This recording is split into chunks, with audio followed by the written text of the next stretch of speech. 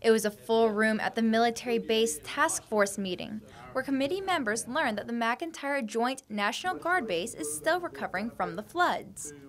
The good thing is that the base has received $500,000 in active nature funding from the National Guard Bureau, and could be getting an additional $9 million if the state can come up with 25% of that. What we're trying to do now is... Major General retired George Goldsmith updated the committee on conditions at Fort Jackson. He says the base has felt the pinch of federal budget cuts and is trying to manage those while seeing an increase in trainees.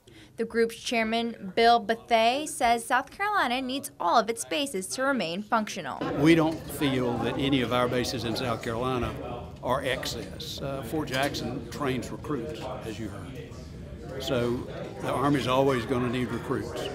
The main concern discussed was the possibility of a base realignment and closure, which is also called BRAC. This includes the federal government shutting down bases.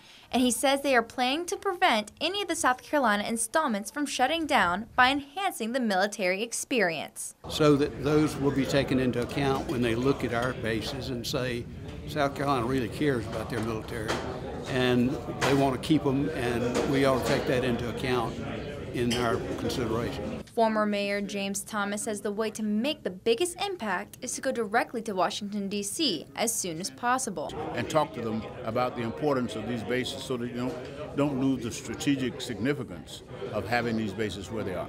The group said that they might see the base realignment and closures in 2019 or even as early as 2017. But for now, they will just have to wait and see. Nicole Butler, News 19, WLTX.